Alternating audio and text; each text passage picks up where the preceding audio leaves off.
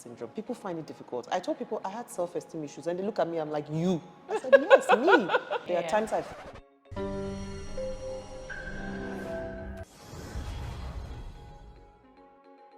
Welcome to Energy Quest. You know what we do on Energy Quest? We promote women in the industry because it's our mandate to ensure that we have more and more women in this male-dominated energy sector. So join me, welcome Nidra Mami Araba Yebuah. Right. Thank you very much. Okay, how do you like me to refer to you? You can call me Nidra, you can call me Araba, whatever works for you. I'll do Araba. I'm a fancy woman, so yes, that's fine. I love my fancy roots. Awesome. Okay, so Nidra, welcome again to Energy Quest. Thank you for having me. We're always very excited to have women on our show.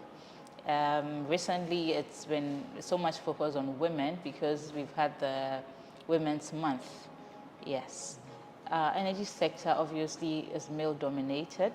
That's something we always discuss on Energy Quest. Yeah. You coming here is going to help other people out there understand more and more that yes, women can do it, and there are more and more women in the sector now. Yes.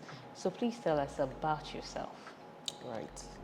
Well, as you said, my name is Nidra Araba Yebuah. I keep it short as much as possible. I attended University of Ghana. I studied geology in school, actually. Okay. I'm a geologist by training. I did my master's in petroleum geoscience. And although I've been working since 2011, I kind of got into the core energy industry in 2012. Okay. Right? When I joined Schlumberger, then is currently known as SLB. Okay. Right? We did a rebranding. So pretty much in the summary, if I were just to talk, that's pretty much what it is for me. Okay, but what's SLB about? What do you do? So SLB is the largest oil field, or previously we were the largest oil field service company. So we provide services to the exploration and production companies. So like in Ghana, we have Tullow, we have ENI, okay. We have, all this ExxonMobil. We don't have them in Ghana, but this across the world. And we provide services, so drilling services, when you want to put a well down the hole, we provide logging services, we provide anything that has to do with the well, field studies to even kind of determine if you even have anything there. So it's a whole chain of work we used to do, reservoir characterization, all of that. But recently, around the last couple of years, the world is moving towards, sustainability, right? And so we also saw the need to evolve, because remember, if you do not evolve, you kind of die off. You know the stories of like Nokia, for instance. So we kind of rebranded into a technology company. So now we are not just focused on the oil field, which is still our core business, but we have an arm, like the new energy arm. So we are looking into geothermal, we are looking into lithium, we are looking into carbon capture, sequestration. So there are so many other things we are doing. And then we have the digital business, digital and integration business, which is where I find myself. So we have evolved beyond the traditional oil and gas, and even our solutions, our technology is also evolving. More diverse. So we are bringing out solutions that are more environment friendly. So if in the past you were going to do something that would require you to, for instance, let me talk about drill stem tests. We would do maybe a very long flow, 2 days. There's quite a bit of pollution attached to it. But today we have technologies like the Aura. You can find this all on our website, that you can do very minimum invasion, minimum, effects on the environment with very high accuracy in terms of results. So it's been standardized across some countries, and they are using it now to do their reserves estimation in terms of the resources. So yes, so this is what we do. We are evolving, and we are constantly building on, adding on to that, in a nutshell. Interesting. So how did you get into that space?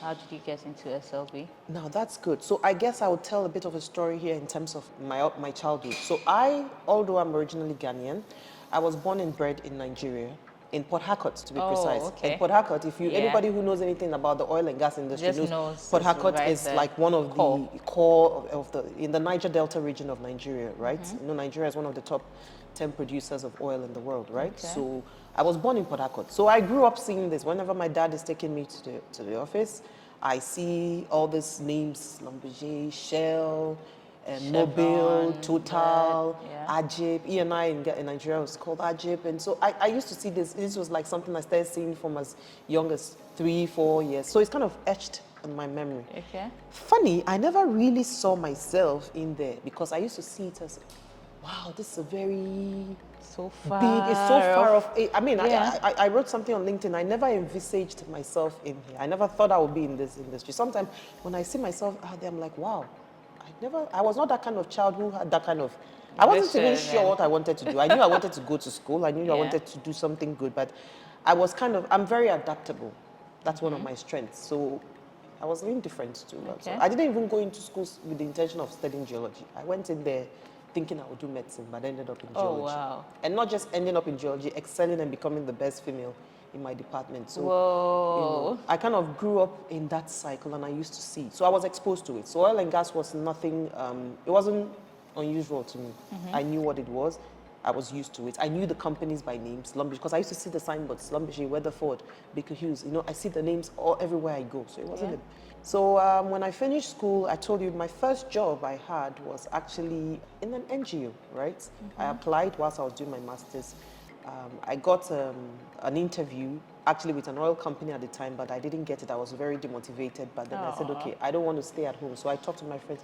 I don't want to stay at home. I heard it's very difficult to finish school and be at home. Yeah. So I want to, and then I luckily got a job right after I finished school. Like the weekend I finished my course work in class. I dropped my pen.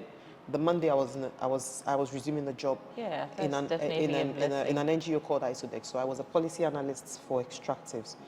So we're looking at the policies in terms of our laws, mining laws, our petroleum laws, local content. So we would look at them. We would look at best practices from Norway and other countries that are getting it right. Okay. And then we try to make recommendations to government. So that was what I was doing. I was there for about a year and a half whilst I was still applying. So that was more like your national service? No, I actually did my national service at the University of Ghana as a okay. TA. So I was a TA because I was actually one of the best students in my set. So I was picked to Proud be a of that, TA in the department. So I served at the Department of Geology. It's now called the Department of Earth Science, right? So I was a TA, tutoring students, assisting the lecturers, and all that a TA is supposed to do, right? So whilst doing that, after that, then I started my master's actually, right? And then once I finished my master's, and I got the job in Isodec. So I've never really had any downtime. Then you transitioned from Isodec, straight into mainstream I industry. I wrote the exams and stuff, went through the recruiting process for SLB. I was initially going to be hired as a mud logging geologist, so I was going to be going offshore. But then there was another interview that came up, and after they reassessed me, they realized that, oh, okay, she has a master's and she's done this, so we think she would fit more in our, we used to call ourselves data and consulting services. So we were interpreting data that is gotten from the field, depending on the domain, geology or reservoir engineering, petrophysics. So that was how, and I was recruited straight. I resumed in Nigeria, right, after my induction in Paris in 2012, March 2012. So I kind of just got in there. So I was recruited as a trainee borehole geologist because my focus was to interpret data from the boreholes, the well bores, the geology data, because we have different tool baskets, and the ones that fall under the geology domain, I was trained to interpret those data and come up with information to support business making decisions with the clients, right? Wow. So I kind of just found myself in there because it was a natural transition for me, right? So after being on the arm where we were looking at, the policies and all of that, then now you went to the actual business. Exactly, I went into the actual business, and it's been quite a ride. It's been quite a ride. I mean, it was good because I was taken back to Nigeria, which wasn't a big deal. I was in Lagos though, I wasn't in Port Harcourt, but it was nice because for me it wasn't difficult. I didn't experience culture shock. At least that was a good thing for me. That's where you grew This is up. home to me. I remember my colleagues would tease me, "You this girl, how are you an expert in this country? You are more Nigerian than some of us," and I would just laugh about it. I said, well, it's the Nigerian sense at work, Yeah. And I had amazing. But you're colleagues. actually fully Ghanaian. Fully Ghanaian. Both parents are from Elmina, actually. Okay. Very fancy. Very, very fancy. I eat all the fancy foods. I just don't speak the language, to my utter shame. Why is that? I think my parents got a bit paranoid when they were young. What happened was we're living in the place, Port Harcourt tends to do that to you. Port Harcourt has about, 24 languages, 24 different, local governments, and they all have different languages. So even some Nigerians who grew up within my area struggled with their languages. So my parents used to try to speak, but I heard my elder brother didn't speak for almost 5 years. Like he started talking at 5 or so. My mom kind of panicked and she was, you know what? Let's just speak one language. Because they speak fancy to him at home. He goes out, he's hearing this language, so he was confused. The doctor, the pediatrician said he's confused, so we should stick to one language. And so kind of that was what happened. And I always say to myself, if you want me to learn something, just put it in a book. Why is that? I'm that kind of person who likes to... You're just a book girl. I just want to pick it up from the book. It's easier for me to study it when it's structured. Yeah. So I'm trying to learn French now on Duolingo, and I think I'm doing quite well because I'm actually reading little books in French. So I plan to take up a course in maybe Alliance Français. I see you're pretty smart. I just want to do something. Yeah, that's good. That's good. Once the drive is there, you just have to keep going and going. Exactly. So you think it would be just this simple for any other female to say, I want to be in this industry and be in my space and do the kind of thing you do? Absolutely. I personally, so one of my passions currently is mentoring. Okay. I'm constantly mentoring, even people who are, I would say, are probably older than me, but I just have that passion.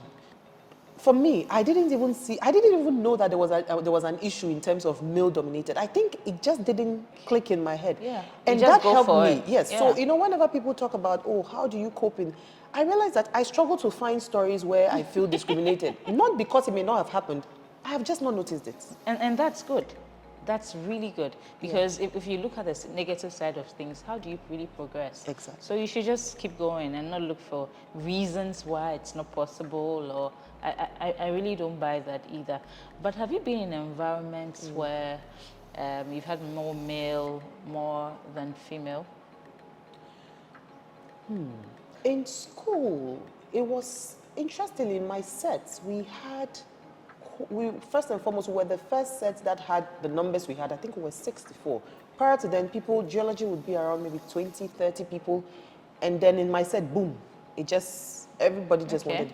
But we had a good mix of females. So I think maybe that was why I probably didn't feel that way. As well. Masters was a different ballgame, right? First time, it was the first they were running that course, Masters in Petroleum Geoscience at the University of Ghana.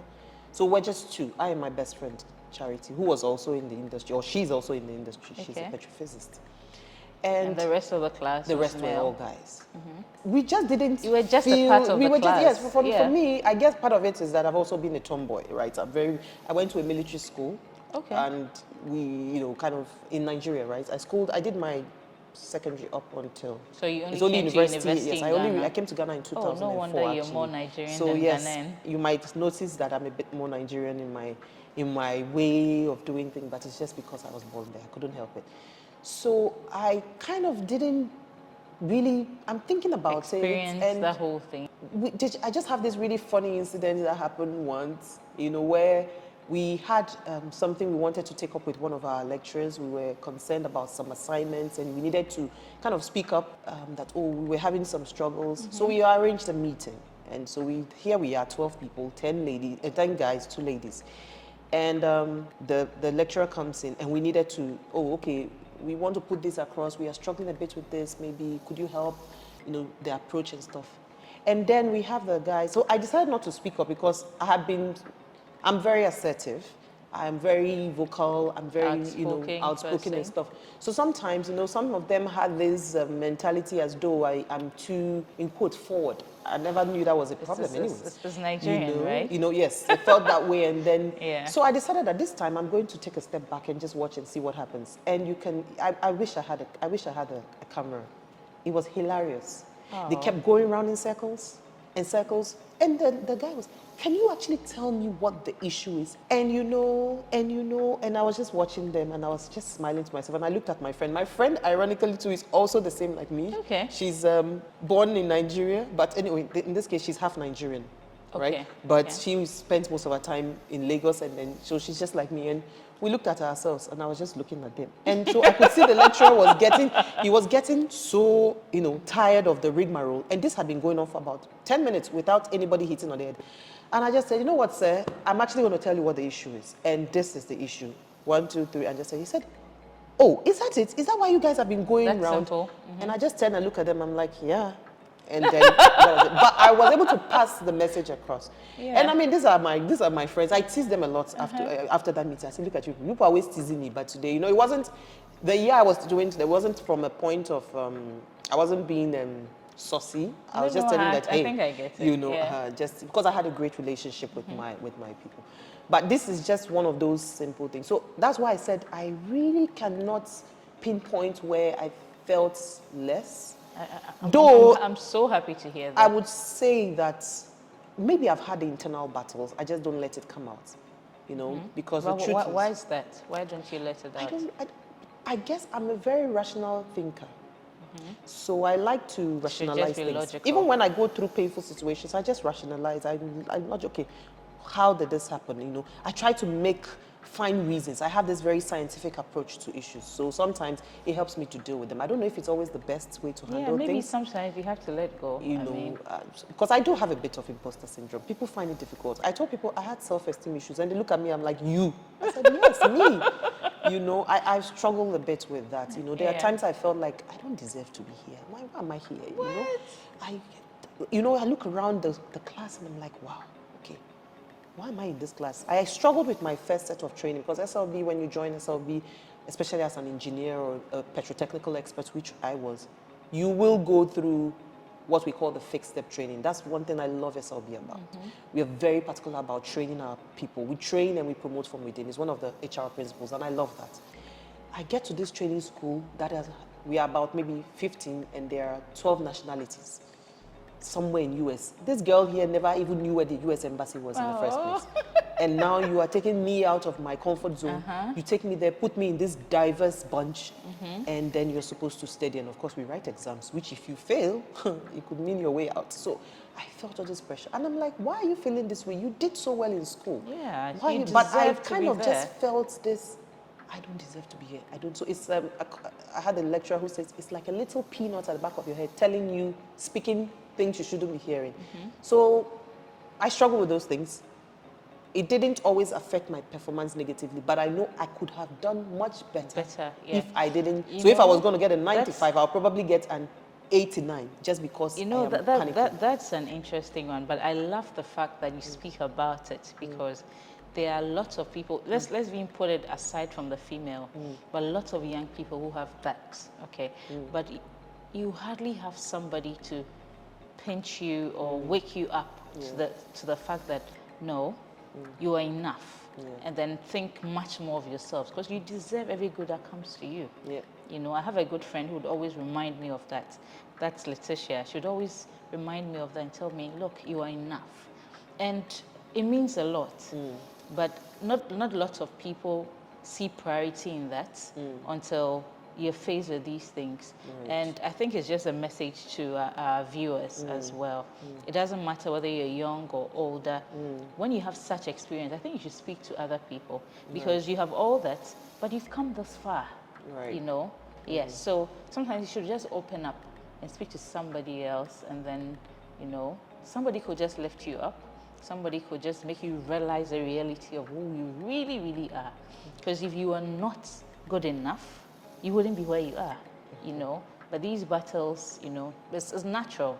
It's very natural. And I think lots of people experience it. I'm happy you mentioned it. Thank you. I want to know about your actual role at SLB. Right. So up until, as I said, I was employed initially as a trainee borehole geologist, and I grew through the ranks. I became a full borehole geologist.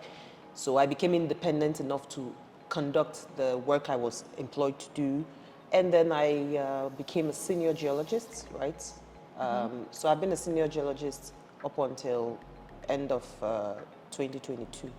Sometime in 2022, the account manager, so when talk about account manager, which is what I am now, we manage the relationship with the clients, right? So we have clients or we have customers here who are actually using our solutions, who we do work for them and all of that. So as an account manager, what you do is that you manage the relationship. You continually keep the engagement to see where there are opportunities to upsell, maybe solutions that would improve the way they work, because we are very customer centric. Okay. We put the customer at the center.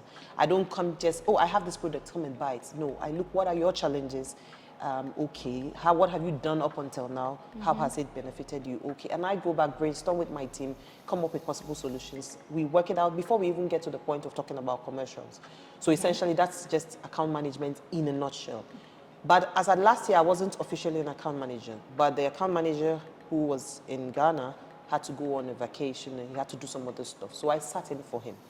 Now, in the course of sitting in for him, I had to manage some high-profile engagements he had already been chasing. Okay. And 1 week into sitting, I got a chat on Teams from my manager. I said, Nidra, you were fantastic in how you handled we had a meeting, a stakeholder meeting. There were so many people, different languages, and you coordinated it so well. I'm keeping you in sales. And I'm like, wow. huh? So I was a bit, because I had been running away from sales.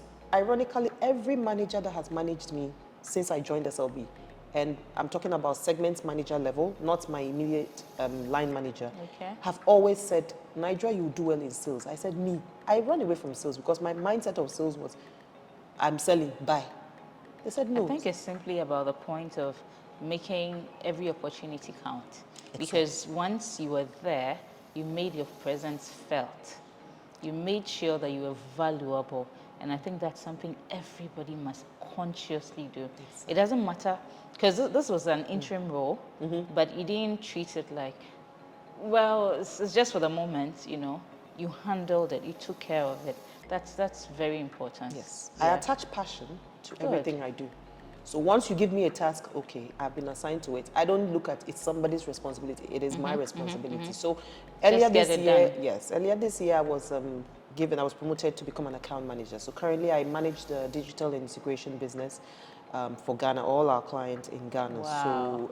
So it's quite a role. It's interesting because here then I have to use a lot of soft skills. Ironically, you need a lot of soft skills, which is something most times those of us in the sciences, we just feel like it's all about 1 + 1 = 2. It's all about force equation vectors, and we're just thinking, but it's very important to keep the soft skills, and this is what I tell all my mentors. So I have a program I drew up myself just to do with my mentors, and I always tell them, as you improve yourself in the technical part, make sure you are spending a good part of your time also looking at opportunities to grow your soft skills, networking, communication, adaptability, all writing, how to even write emails that will compel somebody to read, even captioning your emails. Something as simple can make a difference in somebody actually reading your email or not.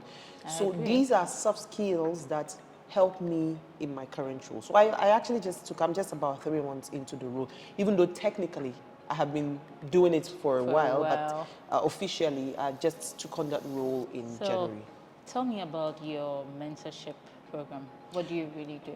Well, it's not like I even have it written down anywhere, but what I do is I have a couple of students, right, that I met during a career fair. Okay. And they came to SLB booth and I was talking with them and they were really interested and they were spending so much time. I said, I think these guys need to talk to me some more. Yeah. So I kind of just said, okay, you know what? The first 10 people, give me your email addresses and your numbers, set up really a WhatsApp nice group. So we talk.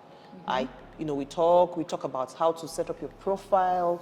I talk about how to improve on yourself, what resources are out there, because there are a lot of resources out there people can access, to improve themselves. Yeah. I am passionate about people, working on themselves, because don't wait for a company to employ you to start improving. You start doing it. Yeah. Volunteer, SP, AAPG, these organizations, these are very, very, very good places where you can get a lot of exposure, to not just industry, but even the right people. Some people might want to go to school after they finish.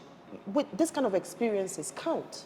Yeah. Towards your application, and sometimes people don't realize it, and they realize it a bit too late, and then they are now struggling to volunteer and everywhere, and you see that you feel like you're bent out. And there's a time that you do that, because once you lose that period, you lose, and you get busy, then it becomes. And for even me, more I don't difficult. discriminate who I am mentoring. You guide, So guys, girls, of course, when I see the ladies, I'm even more passionate about them, right?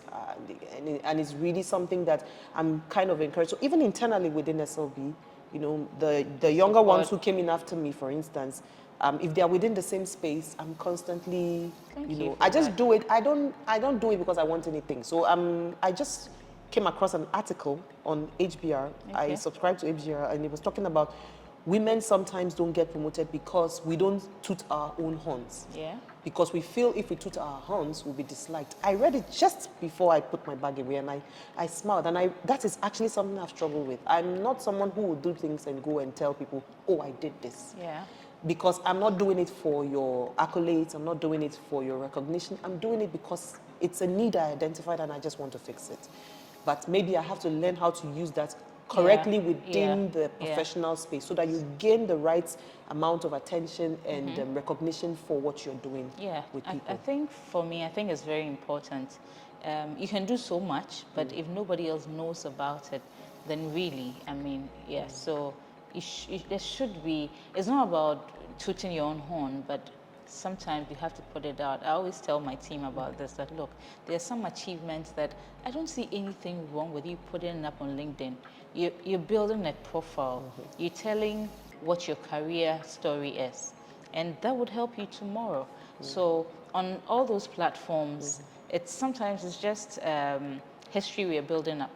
Right. You know, you're building up something that somebody picks up tomorrow and knows who you are. You don't need to tell it.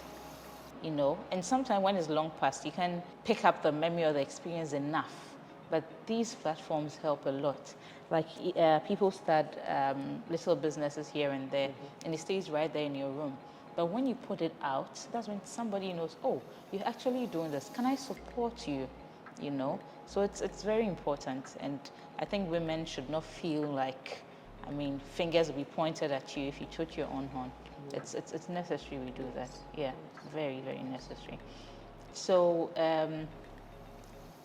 in all your experience, would you say that there's much improvement in women coming into our space? Personally, not that I'm looking at any statistics, but from my little research, I would say yes. I see more women coming in, and I see more effort being made by organizations to actually get women in, right? And this is the discussion we had on IWD, the International Women's Day, when we went to a school close by to have a robotics day session with them. When we're explaining the thing about equality and equity, this is what I'm seeing now. Initially, there was a lot of drive towards just bringing more women.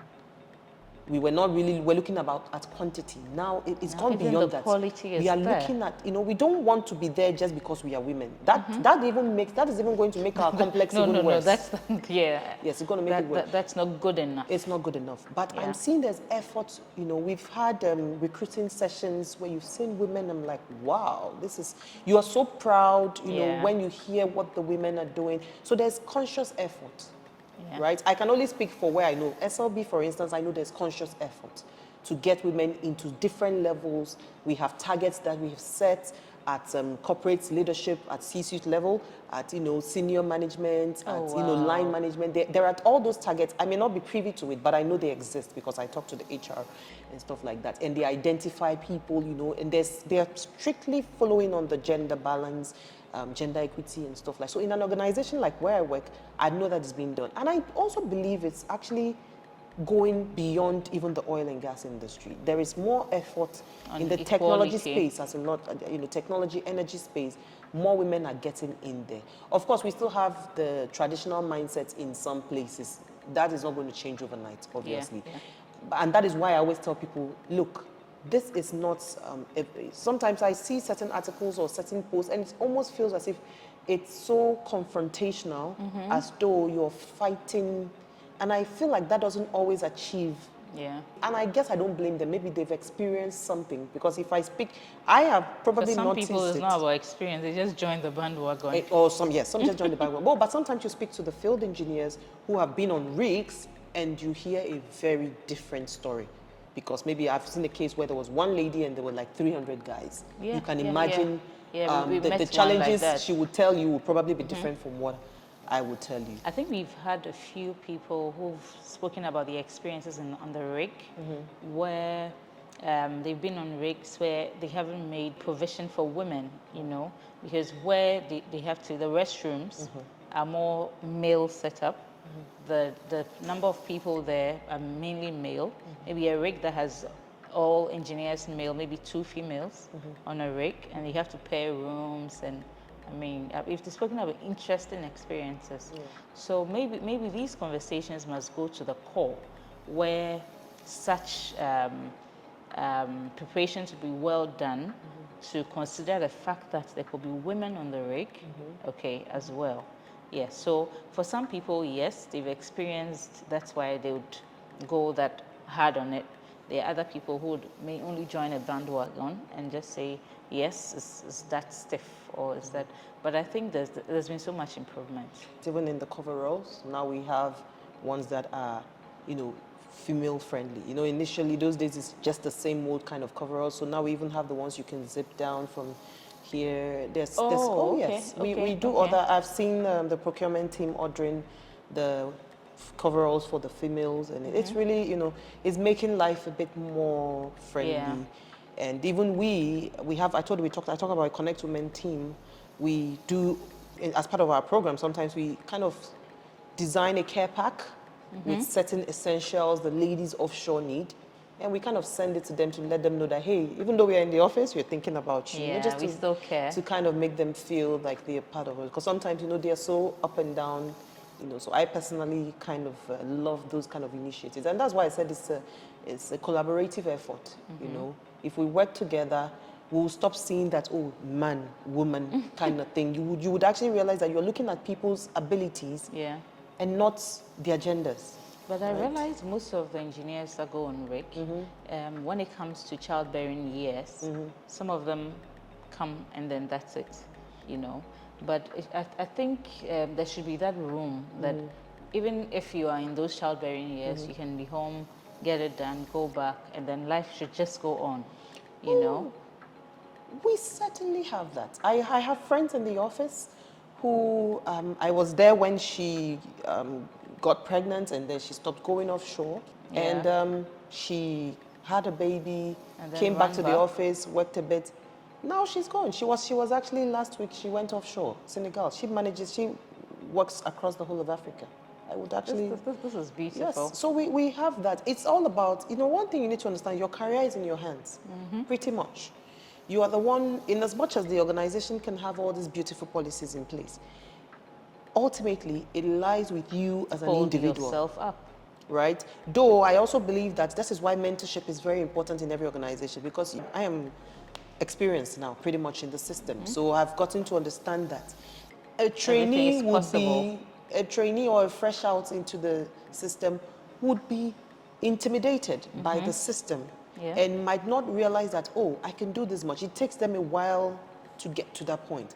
But when they have people they look up to, mentors, who actually take keen interest in them, they can actually help guide them, and their curve becomes shorter to getting to that point of self-actualization. Yes, you learn very fast. Yes, yes. And for me, you would see I talk about mentorship a lot. I'm very passionate about it because I had great mentors, right? Wow. I had great. They were not formal, but they took an interest in me, you know, and they pushed me. And just to make this comment so that we know that this is not a case of men against women, some of the greatest push I've had in my career have all come from men, my managers. They pushed me. Because when I say push, not push as you don't deserve to be there. No, they know that, Nidra, you can do this. Get it done. So I'm going to encourage you so they kind of put that spotlight and make me do it. And I go and I do it very well. And so I'm always grateful. Whenever I make a post of gratitude around my career, I always mention the names of those people because they have really pushed me. I've also had great women managers because I don't subscribe to the women are their own enemies. No, it's a myth. No. It's something that really destroys this very delicate fabric that we already are dealing with. I've had female managers Of course, we have different personalities. Personalities We will and argue, but people. I also argue with my male managers as well. So why then do we have to take it? So I've had very great managers. I currently have a female manager, and she's fantastic She's as well. excellent. You know, I've had a female managers pretty much. I probably will have a male manager for just about a month, and then it's changed to a woman, and I've been able to navigate it. I think always altogether well. is about holding each other and then we go. I mean, whichever sex it is, whichever gender it is, just hold each other up. I mean, it's the very people you meet on your way up Yes. that you meet on your way down as well. So Agreed. yes, Agreed. I mean, having that in mind that we need each other no matter what is very essential. Right. So in conclusion, I'd want you to just leave my viewers with a message. I mean, whatever would motivate anybody in development of their career, especially in the energy sector. I would particularly say this, especially to the younger ones who want to come into the industry. Look, there is so much you can do. It's all about you making up your mind that you want to get in there. Try not to listen to the noise, the waves, the sound around you. You know what you want, you get in there. You can do anything, really. As I said, I never really saw all the blurred lines. My eyes just didn't go there. And because I didn't see them, I didn't even realize, even if it was happening, I didn't even realize it was The cup happening. was always half full for Yes, you. so it's a cup was always half full. So what I want people, or what I want the younger ones coming in to know is that there is always space for you to do stuff. And there's even more opportunities for you now, especially with this technology, the data science. There's a lot of opportunities. So upskill yourself with the free resources available, Coursera, EDX, GitHub, and all those beautiful websites. Go there, learn new things, and volunteer. That's another thing. SP, AAPG, the organizations. Gather more experience, expose yourself, go on LinkedIn, connect with the right people, comment, learn, and get the right exposure so that when you come into the industry, it wouldn't be like you're a fish out of water, but you just kind of naturally flow into the system. And always look out for mentors wherever you are, because there are always people who are willing and able to help you. That's pretty much my Thank you take. so much, Nidra. We appreciate your time here so much. We know you're busy, but to make time and come and give us all these nuggets of wisdom, thank you. Thank you very much for having me.